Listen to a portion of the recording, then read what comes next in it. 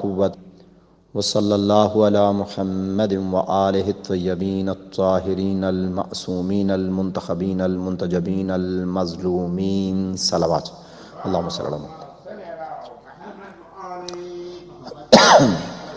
اللهم كن لوليك الحجة ابن الحسن صلواتك عليه وعلى آبائه في هذه الساعة وفي كل ساعة وليا وحافظا وقائدا وناصرا ودليلا وعينا حتى تسكنه أرضك طوى وتمتعه فيها طويلا برحمتك يا أرحم الراحمين اللهم صل على محمد وعلى محمد. قال رسول الله صلى الله عليه وآله وسلم علي مع الحق والحق مع Ali. Alhamdulillah, we are so lucky and we are grateful to Allah subhanahu wa ta'ala that who gave us this great opportunity that we are in the month of Ramadan 1445 after Hijrah and 2024 the Christian era. If you remember that we started this topic Imam Ali alayhi salam as the role model, and we reached up to the point that Abul Hassan is one of the kunya of Amirul Mu'minin alayhi salam. In Arab, when they call the people, they always call with the respect. So instead of calling by name, they call with the person is famous for. It's not always the case that it has to be your son or your daughter's name. For example, in case of the first caliph, Abu Bakr, Bakr is not one of his son, because he used to do the trade and he was famous for his trade, and Bakr means is camel. Jamal is another name for camel, but male camel. And we have Naqa, like we read in the Quran, Naqatullahi. Naqa is the she camel. So he was known because of the camel, so that's why his kunya was Abu Bakr. So this is something obvious. Another famous name you can see in the history is Abu Huraira. Hariratun or Hurairatun is for cat or kitten. But one of the companion of the Holy Prophet is with this name. But when it comes to the kunya of Amirul Mu'minin al-Islam, Abul Hassan, this is in normal circumstances, is most of the time is the first son or daughter. One of the title of the Holy Prophet or one of the kunya is Abu Zahra or Abu Fatima. But this is not because she was the first child, because the Holy Prophet had few of the sons before, Ibrahim, Abdullah, Tayyib. But he is known, or Qasim. First he was known by the name of Abul Qasim, and then later on he was known as Abu Zahra. Imam Ali alayhi salam, when he came into the world, this is 33 years after the Wilada of the Holy Prophets. And then when the Holy Prophet demises from this world 11th after Hijrah on 28th of Safar, and according to our Sunni school of thought 12th of Rabiul Awwal, there is a little difference. But according to us, it's the second month of the Islamic calendar, which is Safar, 28th of Safar. Imam Hassan Mujtaba's martyrdom is on the same date according to our research. Imam Ali alayhi salam, in the 11th after Hijrah, he was 33 years of age, and when he was killed and become shaheed in 40 after Hijrah, so 30 years he was without the Holy Prophet. And out of those 30 years, for 25 years he was under the ruling of those three caliphs, Abu Bakr ibn Abi Quhafa, assalamu alaikum wa rahmatullah, and Umar ibn Khattab, and the third one is Usman ibn Affan. Then he comes into the obvious power and become the fourth caliph according to the Islamic history, because according to us he is Imam. Doesn't matter if he has got the government or not, but he is Imam. So then he, from 36th after Hijrah to 40, only for 4 years. We see that he is a great personality, but he had such a respect to the Holy Prophet that in the life of the Holy Prophet he spent 33 beautiful years of his life. And this life of Amir al-Mu'mineen, when we talk about, when his father Hazrat Abu Talib alayhi salatu wasalam died, he didn't call himself orphan. But when the Holy Prophet demises, he said, I become orphan now. So he was there for 33 years. Now, Imam Ali alayhi salam's life can be divided into different portions, and this is the thing inshallah we do. And if we have time left, then we go to the second topic, which what the poet says about Amir al-Mu'mineen. Because we picked up a different angle, this is the introductory one.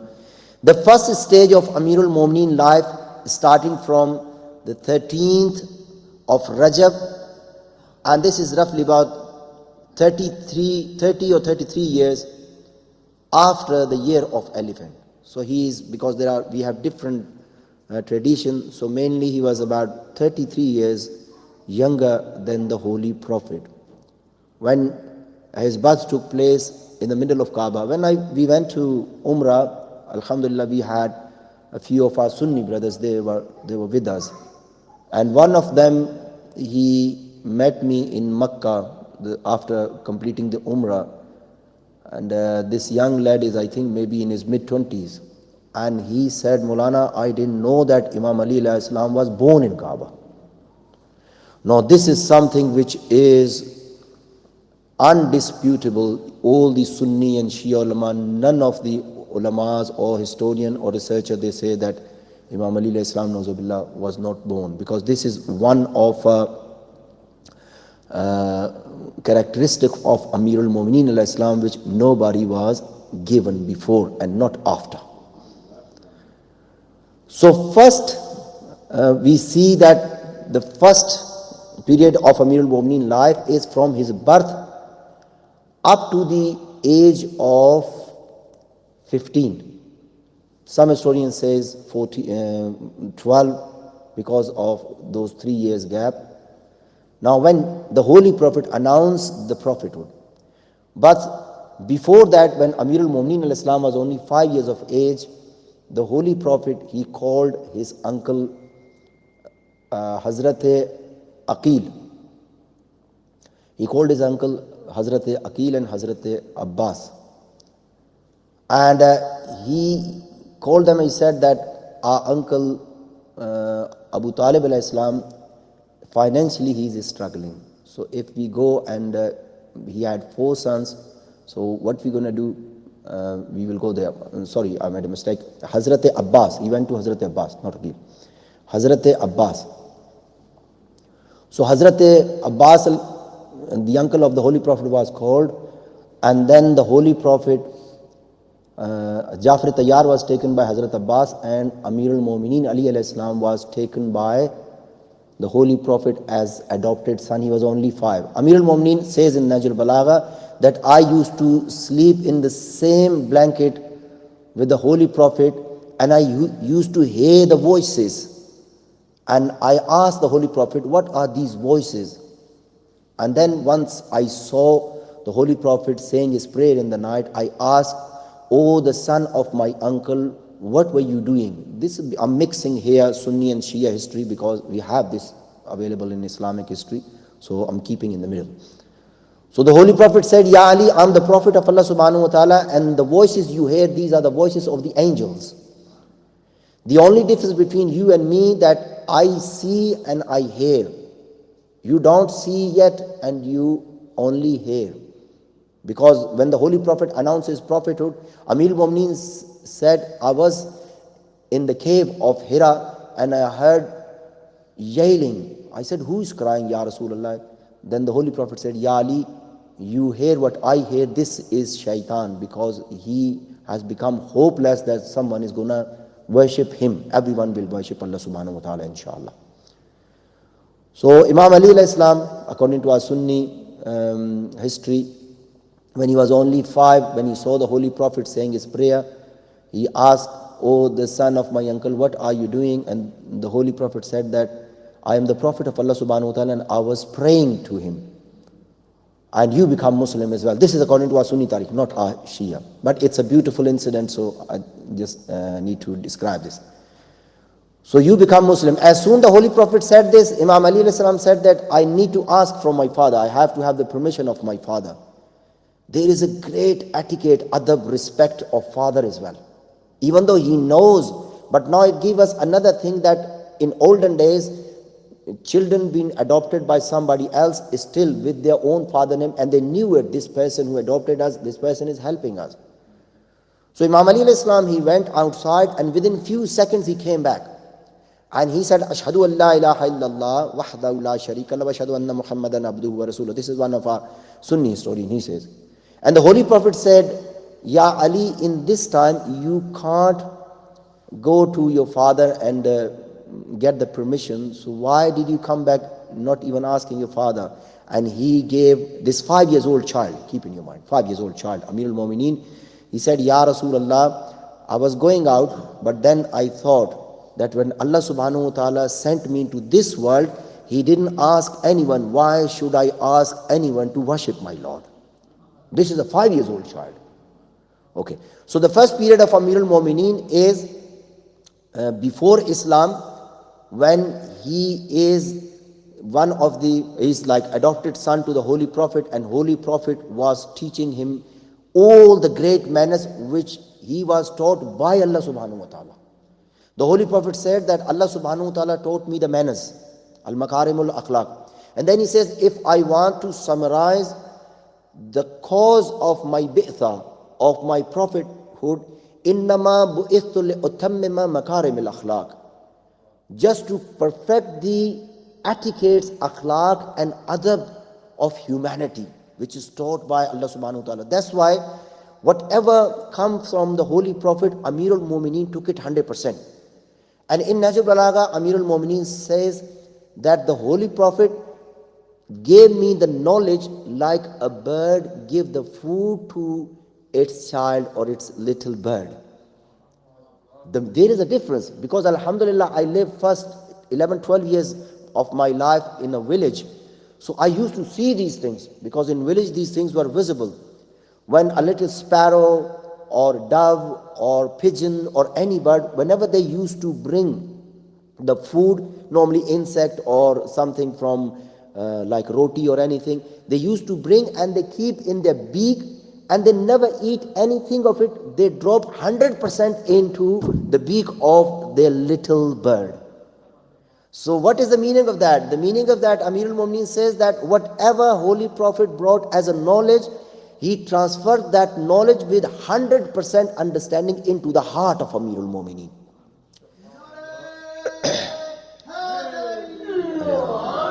The other thing we see, and most of these, this is the Nahj al-Balagha, another tradition in Sunni Turuq or Sunni ways. Now, when the Holy Prophet was on his demise bed, he said, "Call my brother." And first caliph was called by someone, and the Holy Prophet, he was under the cloth, and he took the cloth onto his head. He didn't take his head out, and he said, "I said, call my brother." This is according to the Sunni tradition. So someone called the second caliph. So he didn't take his head off from the cloth, and he said, "I said, call my brother." Hazrat Salma, one of the wife of the Holy Prophet, she was standing at the back, and she told all the wives of the Holy Prophet, "Don't you know when he says brother, who is the brother of the Holy Prophet?" Because twice the Holy Prophet made brotherhood in between the Muslims. Once in Makkah, all the Muslims of Makkah, and the second time the Muslims of Makkah and Medina. And both times he left Imam Ali al-Islam to the end. Both times Imam Ali al-Islam was crying and he put his head down in Makkah.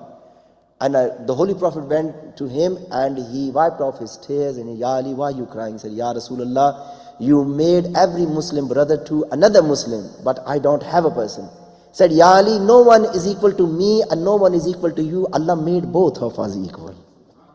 So we both are brothers." Second time happened in Medina. Everyone knew this. Hazrat Salma, the wife of the Holy Prophet, she said that, don't you know whom he called brother?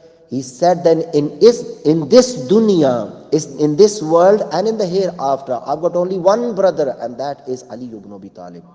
Ana, ya Ali, Ana wa Aliyum min nurim wahid. Me and Ali, we are the two part of the same light which is coming from Allah subhanahu wa ta'ala. So then Imam Ali Islam was called, this is according to our Sunni tradition. We have in a Shia tradition in different way, but this is from the Sunni tradition. So Imam Ali Islam was called, this time the Holy Prophet didn't say call my brother. He took out the piece of cloth from his head and he grabbed Imam Ali Islam and he squeezed Imam Ali Islam against his chest and he put his cheek onto the cheek of Amir al-Mu'mineen Islam and he kept him there for some time. And when Imam Ali Islam stood up, according to that Sunni historian, he says that Imam Ali Islam was full of passion. And the tears were flowing from the eyes of Amir al-Mu'mineen. And someone asked that, Ya Ali, what happened to you? He said, my Prophet taught me 1,000 gate of knowledge, and Allah subhanahu wa ta'ala gave me the ability to expand this 1,000 into 1,000,000 gate of knowledge. So when we talk about knowledge of Amir al-Mu'mineen, while we are on the knowledge topic, you heard the incident of Hazrat Khizr and Hazrat Musa alayhi salam. You all know the incident that he made a hole into this boat, and then he killed a young child who was only 10, 11 years of age. Then he built up a wall and didn't claim any wage. So after that, Hazrat Musa alayhi salam, he objected 3 times, and he said, if you objected me 3 times, I will take you off. Then you are not with me anymore. When they finished, and Hazrat Khizr alayhi salam, he gave him all the secrets behind these things. Then when they were coming back, they saw a bird coming from the east, a big unusual bird which they both never saw this before. Hazrat Musa alayhi salam was looking at this bird. This bird came and he took some water in the beak from the ocean. It wasn't a river, it was the ocean. So he took some water in its beak, and then he threw some towards the east, some towards the west, and then he flew away. Hazrat Musa alayhi salam said, "Oh Ustaz, oh my teacher, this bird is teaching us something. Do you know?" Hazrat Khizr said, "Yes, I do know. This bird is teaching us, and this bird is talking to me. He is telling me that, Khizr, do not think about your knowledge. There is one of the prophet who's the last prophet. When he comes, one of his successor, obviously this is the first successor, Amir al-Mu'mineen, successor of the holy prophet, he will have knowledge. His knowledge will spread in east and west. There will not be a single part around the world, not only in the world, in the galaxy, which is not filled up with the knowledge of Amir al-Mu'mineen." But then he said, Hazrat Khizr said, then he said, the bird is telling me something else as well. And Musa alayhi salam said, what is that? He said that this bird is telling me that, Khizr, you have such a knowledge that you made perplexed Hazrat Musa alayhi salam in 3 places, but your knowledge compared to knowledge of Amir al-Mu'mineen only as much which water I've taken in my beak.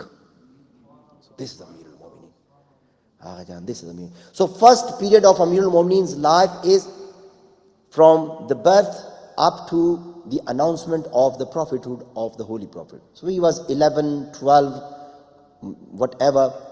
And then for 11 or 12, so then we see him that he was the person who was asked by the Holy Prophet when he was inviting his close people to become Muslim. But we are not discussing those things. We just want to keep, because I've got something else in the later lectures which is a totally different angle. So we go quickly. So first period of Amir al-Mu'mineen al-Islam, from his birth up to migration. In between, obviously, there is Shayb Abi Talib, which is a separate topic. Inshallah, we come to 10th Muharram, I will describe that. So Shayb Abi Talib is one of the big incident, then all the companion like Hazrat Bilal, Hazrat Miqdad, Hazrat Ammar Yasir, Hazrat Abbas Ghafari, they all were beaten by the non-believers. Imam Ali al-Islam is there. Even the Holy Prophet was attacked by these people several times. The one who was surrounding and protecting with the command of Allah subhanahu wa ta'ala, even though in his early age and youth, that was Amir al-Mu'mineen. When the night come of migration, we all know this, it is mentioned in the Quran, verse number 207 of Suratul Baqarah. When we go into the Urdu one, we will come to this point, then inshallah I'll mention. So the Holy Prophet said, call his old companion. They were at a secret place. He said that tonight Allah subhanahu wa ta'ala commanded me to leave Makkah and go to Medina. But I need someone. It was not only sleeping. I need someone who can sleep on my bed. It wasn't only that. He said that I owe my enemies. What is that? Because I've got their trust with me. And I need a person who can give them his trust back to them. And these people, they are mischievous people. They will come and they wrongly claim. But I need a person who is able to give the trust back as the given. And as I have the knowledge of those trusts, he must have the knowledge of the trust. Otherwise, there was some companion available to give their lives for the Holy Prophet. People like Miqdad, people like Bilal Habshi or other people, even though if they were available. But they knew it's not only giving the life for the, this was one of the elements. But in the eyes of Masoom, to giving the trust or amana back to the people is more than their lives. Aghajan Imam Zainul Abidin, a person came to Imam Zainul Abidin, he said, Ya Maulana, know a person who is one of your enemies, from one of your enemies, from the Nasbis and Kharjis, even though they are under the umbrella of Islam. So he said that I've got one of that person's trust with me. Is it halal for me to keep his amana and not give him back? Imam didn't say anything. Aghajan, look at the standard of Aimma's honesty, iffa and pakadamini and infallibility. Imam put his head down. Please look at me, all of you. Imam put his head down. And he lifted his head. He said, if that dagger, with that dagger or sword, Shimar cut the throat of my father Hussein, if he give it to me and I take as a trust, as amana, I will give back to Shimar. So Aghadan, here is the standard of amana. That was this. Where did this standard come from? From the Holy Prophet. Holy Prophet said, Ya Ali, you are the only person who is the only suitable person, not the most, only suitable person after me. Now these little trust of the mushrikeen, the polytheists, the unbelievers, the Holy Prophet is not leaving unattentive. How could he leave the full government without any guardian to this?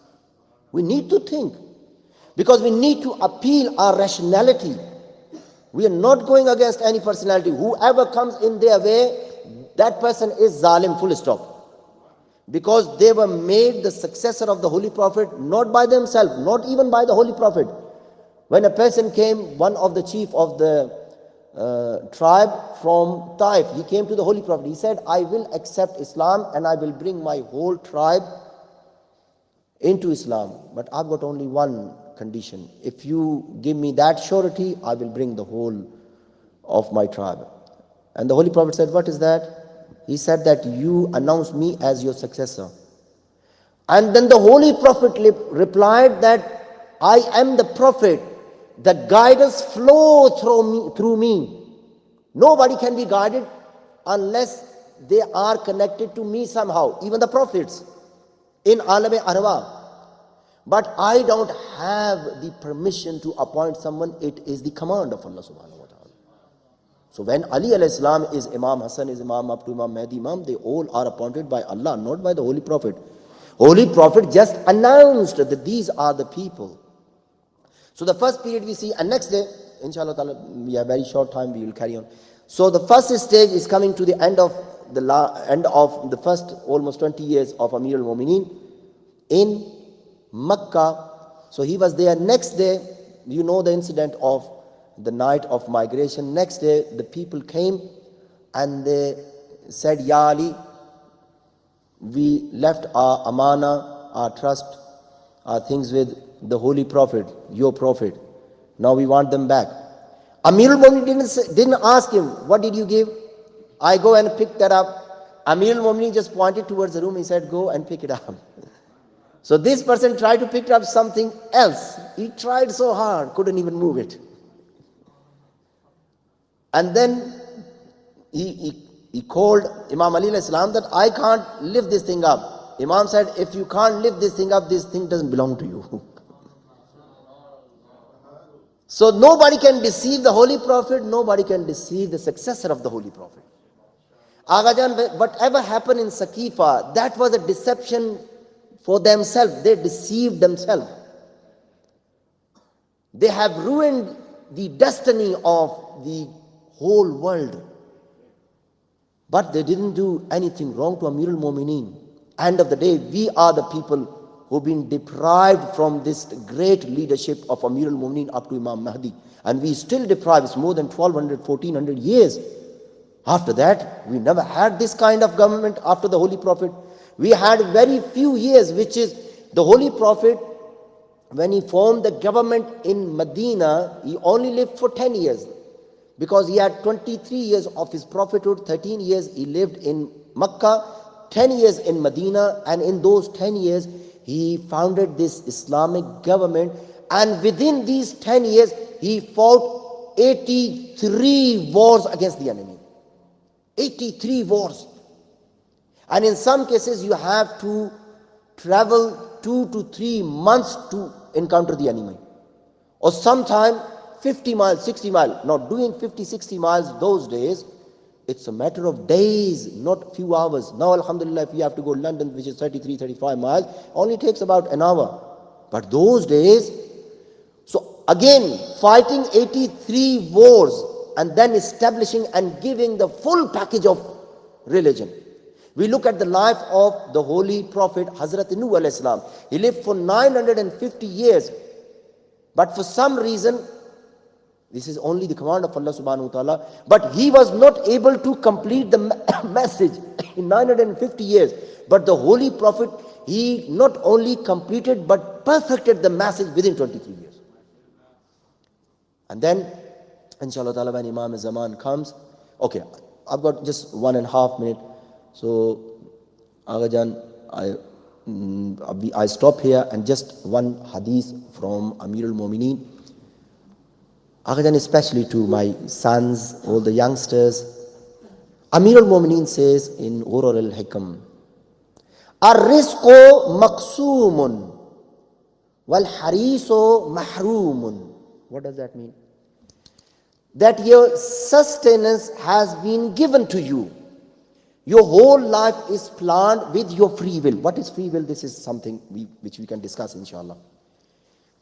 With your free will, your sustenance has been given to you. The sustenance of knowledge, food, anything which you use in this world is already been given to you. But if you become greedy, it will not increase. And the one who is greedy, the person is deprived. These are the simple meaning. The sustenance is being divided among you. Until you have the last grain of your food, you will never die. Aghajan, never compromise on haram. Accepting some of the jobs, like the jobs outside a pub or club as a bouncer, God forbid, or in a supermarket where they openly sell alcohol or these things. Don't go for it. Don't go for it. Just trust Allah subhanahu wa ta'ala. I give you the guarantee. God forbid, if you die because not having food, then you can stand before Allah subhanahu wa ta'ala and say, yeah, oh my Lord, you said my sustenance is being given. It will never happen. You will not find, unless there are some exceptional cases, you will never find a person, they died because of the hunger. Apart from the war place, I'm not. These are the exception, these are the test for us. But you will see there are so many people, especially in this country, they are dying because of overeating. So, Nauzubillah, I'm not pointing at anyone. But this is one of a problem. Too much comfort does exactly the same thing which if a person is deprived for something. Wa akhiru dawana and alhamdulillah rabbil alameen. Inshallah ta'ala, the time for azan, please get ready for azan. Say long salawat.